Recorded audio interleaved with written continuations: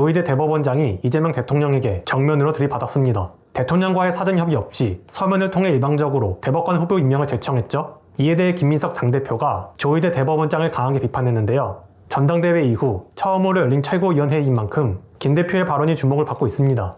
여기서 많은 분들이 김 대표의 발언을 끝까지 듣고 나서 의문을 제기하는 부분이 있었는데요. 바로 앞에서 말한 것과는 달리 선명성이 없다는 것이었습니다. 우선 김 대표가 어떤 발언을 했는지 살펴보도록 하겠습니다. 김 대표는 이번 사건을 조희대 대법원장 사태라고 표현하겠다고 밝혔습니다. 그는 우선 이 사태를 보면서 한덕수 전 총리 때가 생각이 난다면서 대통령이 되고 싶어 사고를 치고 탄핵해달라고 구걸했던 모습이 떠올랐다고 했는데요. 그러면서 저희들이 한덕수 전 총리가 원하는 대로 해주지 않았고 결국 한덕수는 스스로 그만뒀다며 추악한 말로였다고 했습니다. 여기서 김 대표는 조 대법원장이 왜 그때와 똑같은 길로 가려 하냐면서 사고치고 유리창 깬 다음에 퇴학시켜달라고 지금 공부 안 하겠다고 구걸하는 불량 학생의 태도를 보이고 있다고 했습니다. 그러면서 조희대 대법원장이 저지른 잘못들을 하나하나 꼬집었는데요. 내란 사태 국면에서 사법부의 권위를 지키지 못한 것, 심지어 야합한 것이 아니냐는 의혹을 해소하지 못한 것, 그리고 대통령 선거에는 즉각 개입하는 신속함을 보인 것과는 달리 그 과정에서의 불공정에 대해서는 해명이 안 돼 있었음을 언급했습니다.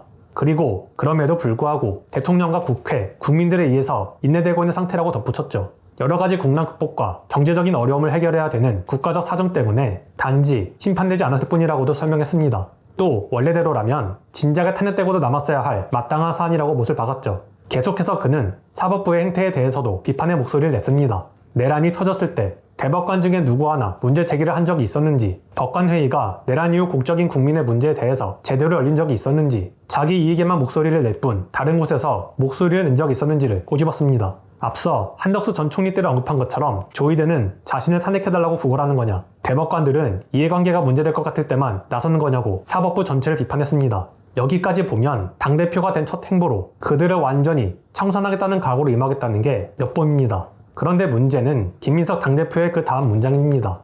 잠시 영상으로 보고 오겠습니다. 대한민국 대법관들에게 요구합니다. 조희대 대법원장이 잘못했다고 성명서를 내주십시오. 대한민국 사법부에게도 요구합니다. 법관회의를 당장 여십시오. 법관회의를 열어서 조희대 나가라 결의해 주십시오.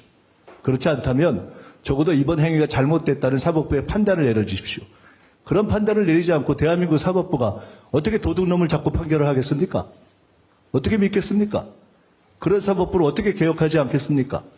그런 사법부가 서초동에 있을 필요가 없다고 국민들이 다 요구하고 있지 않습니까? 무슨 자격으로 그 금싸라기 땅 서초동에 있는 겁니까? 너무 화가 납니다. 어떻게 저런 분들이 대법관까지 갔죠?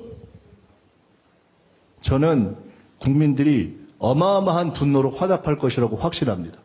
온 국민이 서명할 것이고, 온 국민이 걸기할 것이고, 온 국민이 스티커를 붙일 것이고, 온 국민이 차량으로 경적을 올릴 것이고, 온 국민이 조희대 나가라고 외칠 것이고, 온 국민이 대법관들 정신 차리고 조희대 잘못했다고 이야기하라고 외칠 것입니다. 그렇지 않다면 조희대 대법원장과 함께 다 자진 퇴역하십시오.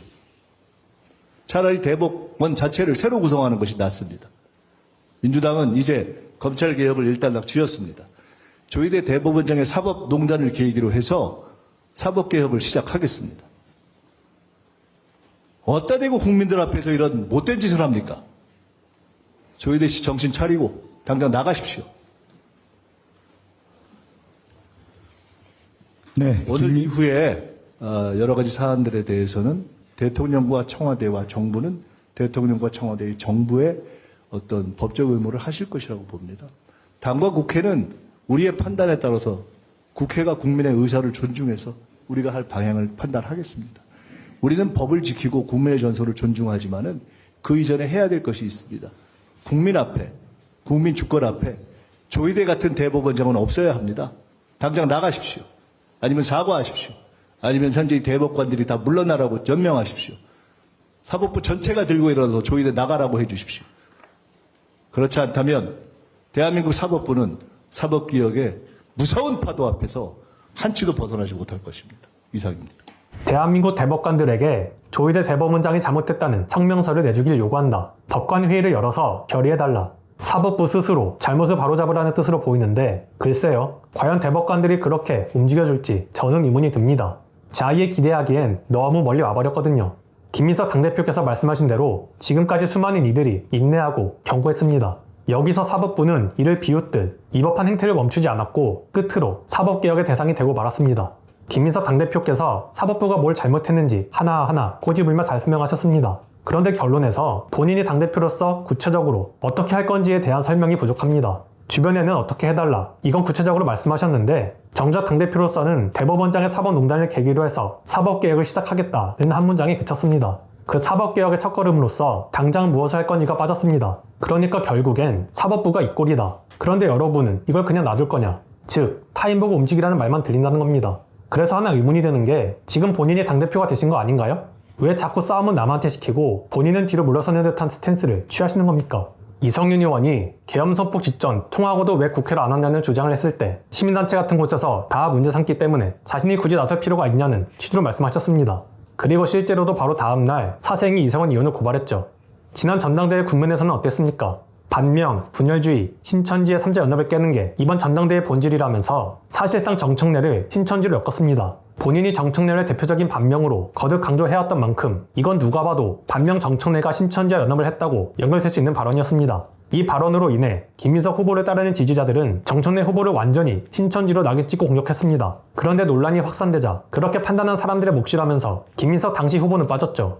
왜 자꾸 싸움을 다른 사람에게 시키려고 하는 겁니까? 비교가 될 수밖에 없는 게 그 다음으로 발언을 이어간 최민희 최고위원은 이렇게 말했습니다. 잠시 보고 오겠습니다. 앞서 말씀하셨듯이 조이대형 사법부형 저강도 내란이 지속되고 있습니다. 대법관 임명권은 대통령이 하십니다. 가지고 계십니다. 이번 조이대 대법원장의 청와대 패싱, 대법관 제청은 목불 임겸, 상상 초월 행태로 분노가 침입니다.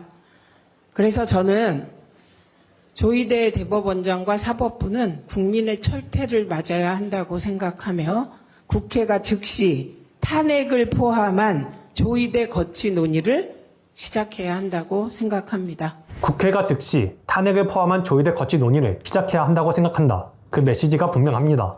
이성윤 최고위원도 대법원장은 이미 신뢰를 잃었고 사퇴 요구는 물론 결국 탄핵에 직면하게 될 것이라고 경고했으며 한민수 최고위원도 즉각 사퇴를 요구하면서 응하지 않을 시 국회 차원의 강력한 대응책을 마련하겠다고 했습니다. 김민석 당대표께서 내부에서 성명서를 내거나 법관회의를 열어 결의해달라. 그렇게 안 할 거면 전부 자진 퇴학하라는 말씀을 하셨는데 본인도 앞에서 직접 말씀하셨잖아요. 대법원장은 진작에 탄핵되고도 남았어야 한다. 그리고 대법관들은 이런 상황에서 이해관계를 이유로 항상 입을 닫아왔다. 국민의 분노가 하늘을 찌르고 있다. 사실상 이제 대화로는 해결이 불가능한 상태입니다. 그런데 여기서 무슨 바로잡을 기회를 그들에게 주시려는 겁니까? 물론 자진 사퇴도 마지막 자비로 명예로운 사퇴의 기회를 주겠다는 명목으로 거론할 수는 있지만 말 그대로 방법으로서만 거론될 뿐입니다.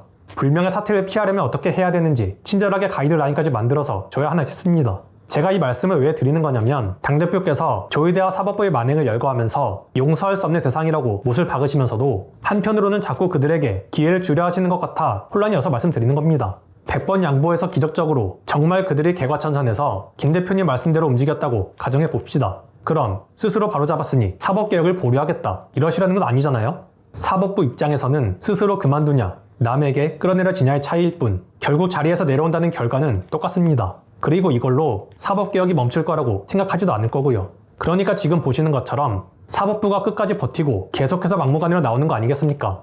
대법원장은 묵묵부답으로 일관하고 싸우자는 뜻이 아니라면서 앞뒤가 안 맞는 소리나 하고 있습니다. 솔직히 말하면 저는 이런 자들에게 또 기회를 줄 필요가 있나? 이 생각이 듭니다. 김민석 당대표께서는 지금 대법원장이 하고 있는 행태가 사고 쳐서 유리창 깬 다음에 퇴학시켜달라고 공부 안 하겠다고 구걸하는 불량 학생과도 같다고 했습니다. 아무리 말로 다그쳐도 들은 척도 안 하는 그 불량 학생이 아무 이유도 없이 갑자기 개과천선하겠습니까? 김민석 당대표께서 회의 서두에 말씀하신 것처럼 이번 회의는 전당대회 이후 처음으로 진행된 최고위원회의입니다. 이번 발언 하나로 김민석 지도부의 사법개혁 의지를 단정할 수는 없겠지만 첫인상이라는 게 중요합니다. 본인이 당대표가 되셨으니 적어도 국민과 당원을 위해 모든 걸 내던질 수 있는 모습은 보여주셔야 하지 않을까 싶습니다. 오늘 내용은 여기까지입니다. 유익하셨다면 구독과 좋아요로 영상 제작에 힘을 주시면 감사드리겠습니다. 2030 진보는 힘들다. 시청해주셔서 감사합니다.